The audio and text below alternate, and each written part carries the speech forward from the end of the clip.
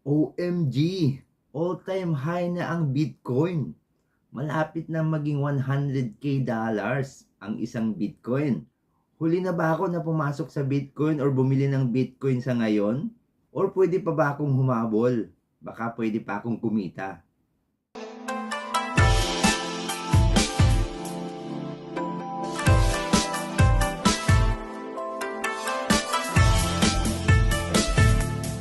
Okay guys, magandang araw sa inyong lahat. Ako po si Leo, isang OFW dito sa Japan.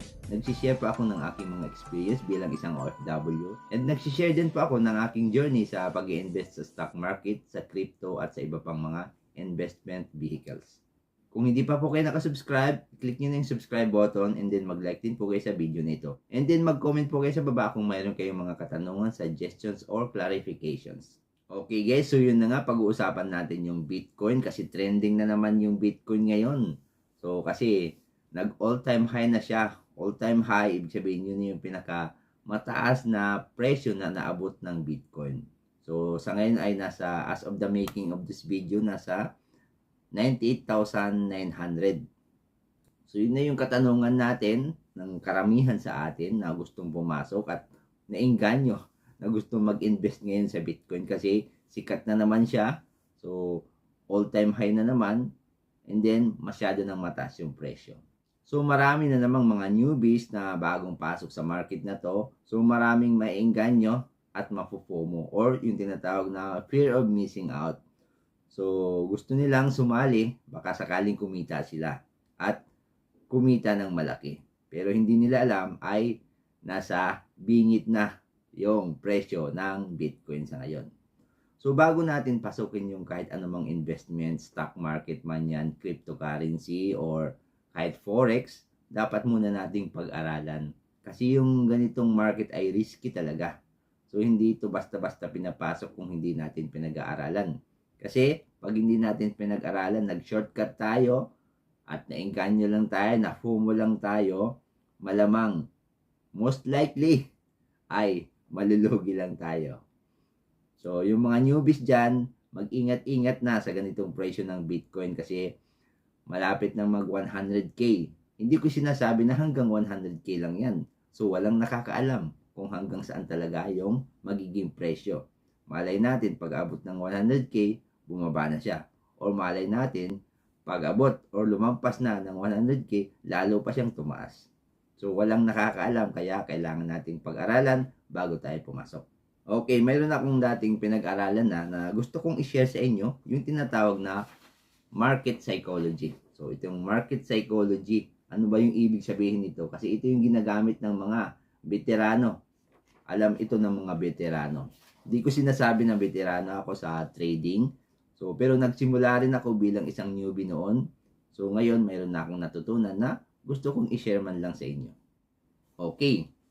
So, kailangan nating kahit papano maintindihan yung galaw ng market, kung paano ba siya gumagalaw, kung paano siya tumataas, at kung paano siya bumababa, at ano yung mga pwedeng maging dahilan ng pagtaas at pagbaba ng presyo na to. Okay guys, so punta tayo dito sa aking computer para ma-explain ko sa inyo ng mas maayos. So, i-explain ko to ng sa abot ng aking makakaya. So, mayroon tayong tinatawag na market psychology and market cycle. Kasi yung market natin, tulad ng Bitcoin or stock market, ay mayroon silang cycle. Mayroong pagtaas at pagbaba ng presyo. So, kailangan nating makasakay sa pagtaas. Huwag tayong sasakay sa pagbaba ng presyo. So, yung market psychology, ayan siya. So, gamitin natin yung illustration na to para ma-explain natin ng medyo mas madali. So, tulad nito, so, halimbawa, ito na yung market price. Yung wave na yan, yung red na yan, yun yung isang cycle niya, isang buong cycle. So, mayroon kasing cycle lang yan, yung pagtaas at yung pagbaba. Okay, so ito yung presyo niya, valuation, and then ito yung time ng pagtaas niya. So, itong market cycle na to ay nangyayari to sa kahit anong market man, stock market, forex, or sa cryptocurrency. So, mag-focus tayo ngayon sa cryptocurrency kasi trending ngayon yung Bitcoin na naman. Isa sa dahilan ay yung halvening or halving na tinatawag ng Bitcoin. Kasi nagkaroon na ng halving, so kaya tumutulak na naman yung presyo pataas. Isa yun sa dahilan, yung halving na tinatawag. Okay, so yun na nga. So mayroong cycle na tinatawag. So hinahati sila sa stealth phase, awareness phase, mania phase, at blow off phase. So kung makikita natin, unti-unting tumataas yung presyo. So yan. So yung makikita nating dash line dito na straight line, yung tinatawag na mean, o yung kumbaga average yung mean na presyo. Kung yung baga normal lang na presyo, normal lang na pagtaas. So hindi siya masyadong mataas, so dahan-dahan lang siyang tumataas. Okay, so dito sa stealth phase, so hindi pa siya gaanong napapansin ng karamihan. And then pagdating dito, nag-take off siya dun sa average, lumagpas, tumaas sa average. And then napansin na siya ng iba. So dito na yung mga tinatawag na mga institutional investors pumapasok. Dito sa stealth phase, dito naman pumapasok yung mga smart money, yung talagang malalim ang bulsa niyan. So kahit patulogin nila yung pera dyan, okay lang kasi marami silang pera. And then dito naman sa awareness phase, so medyo nakita na nila na umaangat na, lumagpas na siya dun sa average na price. So yung mga institutional investors, dyan na pumapasok. And then, mayroong tinatawag na bear trap. So kala ng karamihan, babagsak na, pero yun ay bear trap lang, pero tataas pa rin siya. And then dito sa banda rito, so dito yung pinakamagandang pumasok. So dito, magkakaroon ng unang sell-off kasi yung mga nakabili dito, sa banda rito ay bumenta na rito. So dito yung pinakamagandang bumili kapag nag-pullback, yung tinatawag na pullback. Kasi breakout dito, and then dito pullback na tinatawag, or kumbaga nag-correct ng konti or bumaba ng konti kasi nga maraming nagbentahan. And then, yun, tumaas ulit siya. Dito naman sa tinatawag na pumasok na siya sa mania phase. Ito na siya. So, tuloy-tuloy na yung pagtaas niya. Dito na yung mga marami ng balita, media attention. Nagsisimula na yung mga balita. Kahit sa mga mainstream media, binabalita na siya sa mga kilala nating mga mainstream media. And then, ito yung tinatawag din na enthusiasm. So, marami na yung mga naiingganyong bumili dito sa banda rito. Mania phase. And then, dito yung public pumapasok kasi nga sumisikat na. Nababalita na marami nang naririnig ng mga public. So, dito na pumapasok kaya lalong tumutulak yung presyo. So, and then, tulad ngayon, so, alam na ng karamihan, nagtitrending na naman yung Bitcoin. So, maraming public yung nakakaalam. And then, nagkakaroon na ng greed sa banda rito. Kaya, ang daming bumibili at lalong tumataas yung presyo. So, yan. And then, yung mga veterans, institutional investors, o yung mga smart money, dito na nagsisimulang magbenta sa banda rito. Kasi may kita na sila mula dito pa lang. Dito pa lang sila bumili. Pagdating dito, malaki na yung kita nila. Magbebenta na sila. Saan nila ibebenta yon? Siyempre, dun sa mga public na bagong pasok, yung mga tinatawag na newbie kasama dyan, at yung mga na FOMO na gusto ring sumali sa pagtaas. Pero, magkakaroon na din ng tinatawag na distribution. So, yung mga nakabili na dito sa baba, unti-unti na lang magbebenta dyan. Hanggang sa dumating na yung point na magkakaroon na ng dilution, and then babagsak na yung presyo. And then pag bumagsak sa dito, yung mga nakabili dito sa banda rito or dito sa taas, hindi sila magbebenta. Kasi pag nagbenta sila dito, palugi na sila. Ayaw nilang magbenta. So ang gagawin nila, i-deny nila na hindi pa yan babagsak. May pag-asa pa yan, may pag-asa pa. So hihintayin nilang tumaas pa yan. Pero hindi na dapat hinihintay yan kung makikita natin. Do not wait for this. So dito pa lang, yung mga veterans nagbebenta na. Nagsisimula ng magbenta hanggang sa maubos na yung mga binibenta nila. At yung mga public yung maiiwan dito sa mataas na presyo. Yung mga bagong pasok na newbie. And then dito magkakaroon ng konting pagtaas, yung tinatawag na bull trap. And then, back to normal na naman, talagang pababa na siya. Ayan na. Yung mga nakabili dito sa banda rito na presyo, ay matatakot na. So wala na, ipit na sila. Kumbaga, lugi na sila pag nagbenta pa sila dito. So, anong gagawin nila? Hahawakan nila. Pero, lugi na. Pagdating dito, so yun, may tinatawag ng capitulation hanggang sa dito na bumalik na sa mean na presyo, yung pinaka-normal na presyo. So, ganun. So, yan. Yan yung tinatawag na market cycle. So, ito yung blow of phase, yung pagbagsak na ng presyo. And then, uulit na naman siya dito sa cycle na to. Pagdating dito sa mean, return to mean, yung pinaka-average, so dito na naman siya. Matutulog na naman siya dyan ng konti, and then darating ng time na tataas na naman, tapos bababa na naman. So yun, so ganun yung market cycle or psychology of market na tinatawag, na kailangan nating maintindihan bago tayo pumasok sa isang investment sa isang market tulad ng Bitcoin.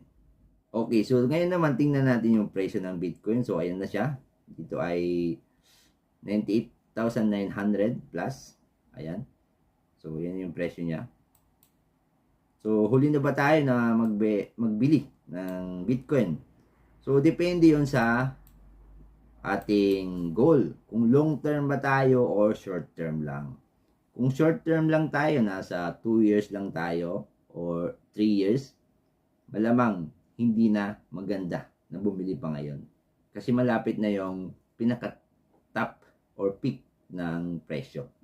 Pero hindi natin masasabi. Kasi yung Bitcoin, mayroong tinatawag na cycle din yan. So, yung halving or halvening, yung 4 years na cycle. So, every 4 years nagkakaroon ng halving at every 4 years tumataas yung presyo talaga. So, for the past mga halving, for the past na mga cycle, so every 4 years talaga tumataas yung presyo. So, kung titingnan natin yan, mula pa noon, ayan, every 4 years may pagtaas at may pagbaba. So, ngayon ay tapos na yung halving, kaya tumataas na naman yung presyo. Ayan. So, mataas na yung presyo. So, yung pinakamagandang pasok ng Bitcoin ay at least 1 year bago mag-halving. So, ngayong 2024 yung halving, and then yung 2023, yun yung magandang bilihan. Sana. Yung kung nakaabot tayo nun. Pero ako, nakabili ko dito dito pa lang, mayroon na akong nabili.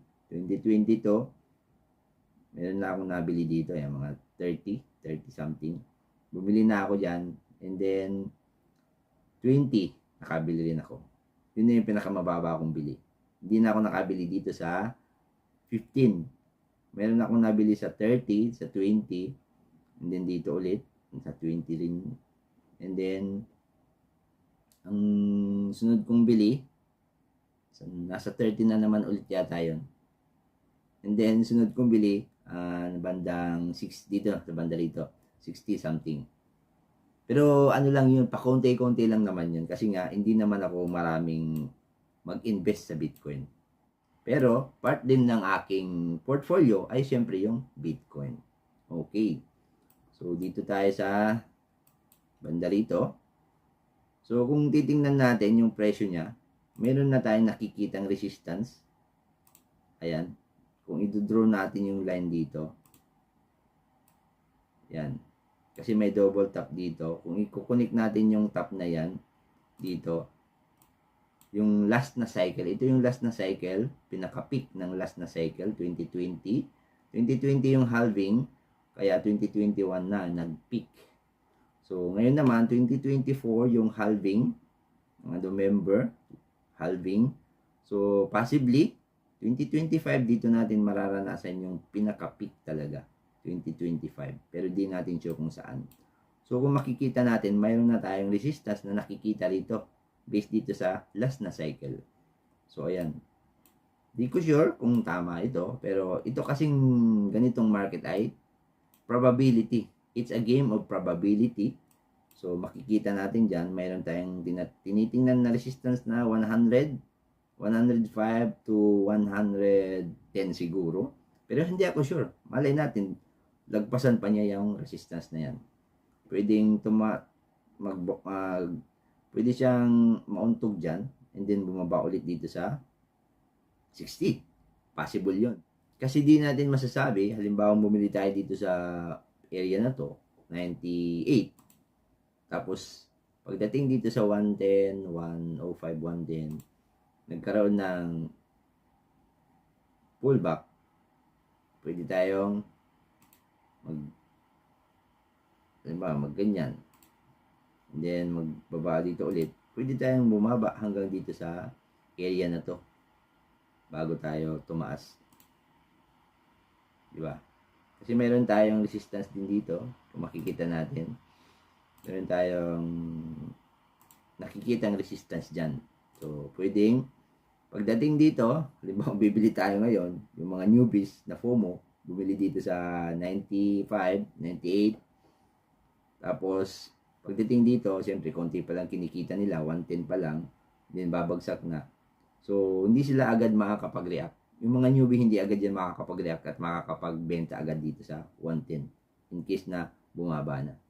So, hanggang bumaba siya sa 70. Possible yon na mag-pullback dito sa 70 bago siya umangat ulit. Okay. So, ito ay ano lang to, game of probability. Hindi ko sinasabi na mangyayari yung ganitong senaryo. Pero, possible na mangyari. And then, pag nangyari yon, ang tanong, ano yung magiging reaction natin bilang isang newbie sa market na to? Okay. So, ngayon naman, kung yung ating timeline ay hindi lang 3 years, hindi lang 4 years, palitan natin. Kung yung timeline natin ay sabihin natin mga 10 years mula ngayon. So, possible na kumita pa tayo. About 10 years. So, mayroon tayong trend line na tinatawag. So, 2024, kung 10 years ka na makakapaghintay, 2024 hanggang 2034. So, yan. Di ko sure na mangyayari to. Pero malay natin, mangyayari nga to. Possible na dito yung presyo. Maging 3 million yung 100k na yan. Kung 10 years. Pero di natin sure. Kaya, kung mag-i-invest tayo, dapat alam natin kung long term ba tayo, short term ba tayo, para mayroon tayong plano kung ano yung mga susunod na gagawin. Hindi yung bara-bara tayo sa market. Yung madadala tayo ng emotion. Wala tayong plano. Emotion lang yung magiging basihan natin na magbenta at magbili. So, hindi tayo kikita kung emotion yung mananaig sa atin. Okay, sana na-explain ko ng maayos yung ating video sa ngayon, yung explanation na to. Okay guys, hanggang dito na lang yung video na to. Sana ay mayroon kayong natutunan. Medyo mahaba yung explanation ko. Kasi yung talagang ganitong mga topic ay hindi basta-basta na-explain ng maiksing video. So, hindi to pwede sa mga reels lang, sa mga 1 minute or 3 minute videos. So, mahaba talaga yung ganitong explanation. Kaya, sana ay pinanood nyo hanggang katapusan. At sana ay nag-enjoy kayo. Sana mayroon kayong mga natutunan. And then, kung nagustuhan nyo yung video na to, paki-like naman yung video na to. Mag-comment po kayo sa baba kung mayroon kayong mga katanungan or suggestions. Kung bago lang po kayo dito sa channel ko, huwag nyo kalimutang mag-subscribe. And then, i-share nyo na rin po yung video na to sa mga kakilala nyo na gusto rin matuto ng investing sa Bitcoin or sa stock market man. Okay guys, hanggang sa muli. Thank you for watching. Bye-bye.